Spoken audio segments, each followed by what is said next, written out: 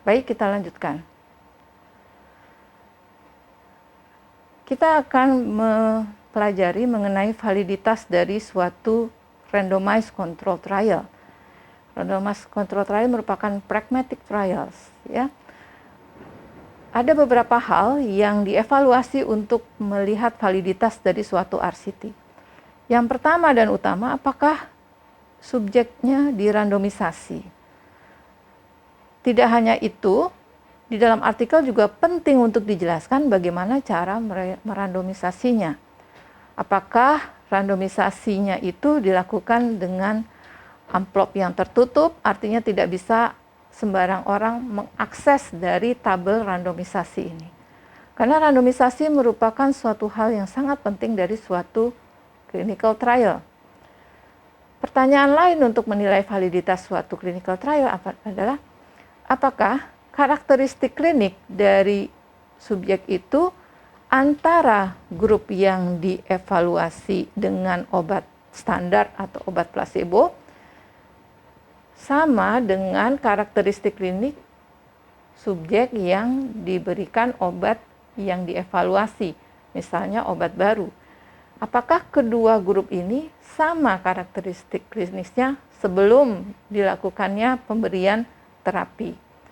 Ini untuk menjawab bahwa kalau nanti hasilnya berbeda, startnya sama, prognostic factorsnya sama. Sehingga kalau dia nanti hasilnya berbeda, maka perbedaan itu bisa kita katakan disebabkan karena terapinya yang berbeda. Pertanyaan berikutnya adalah apakah semua subjek itu diberikan terapi yang sama kecuali obat yang diteliti. Ketika suatu penyakit memerlukan beberapa modalitas terapi, misalnya oksigen, cairan, nutrisi, dan kita sedang mengevaluasi antibiotik, maka semua subjek harus diberikan oksigen yang sama, tentu sesuai kebutuhan, cairan yang sama, nutrisi yang sama. Yang berbeda hanya adalah antibiotik yang saat itu sedang kita evaluasi efikasinya. Sehingga kita juga bisa mengatakan kalau nanti hasilnya berbeda, maka perbedaan itu kemungkinan disebabkan karena antibiotiknya yang berbeda. Kemudian pertanyaan selanjutnya adalah apakah outcome yang lain juga dipertimbangkan. Dalam suatu clinical trial, selain dari efek obat yang diharapkan, tentu juga ada side effect atau efek samping. Itu juga harus dipertimbangkan dalam melakukan telaah kritis. Kemudian kita harus melihat bagaimana si penulis melakukan analisis dari hasil secara tepat. Di dalam suatu pragmatic trial atau clinical trial, importance kita nilai dari beberapa terminologi. Misalnya di sini kita menyajikannya dalam bentuk tabel 2x2, ya. Ini kita katakan bahwa ini kelompok yang diberikan obat baru, kelompok kontrol adalah kelompok yang diberikan obat standar. Kemudian kita melihat apakah setelah diberikan obat tersebut kita melihat adanya suatu outcome, ya, outcome atau event yang terjadi. Biasanya outcome atau event terjadi ini sesuatu hal yang tidak dikehendaki. Misalnya kematian, kecacatan, kemudian relapse, komplikasi. Lalu perhitungan yang dilakukan untuk clinical trial, kita harus menghitung yang pertama adalah experimental event rate, yaitu berapa dari kelompok yang diterapi dengan obat baru yang mengalami kejadian event tadi. Rumusnya tentu A dibagi A plus B. Lalu kita juga menghitung control event rate, berapa kejadian pada kelompok yang diberikan obat standar atau obat placebo. Tentu rumusnya adalah C per C plus D.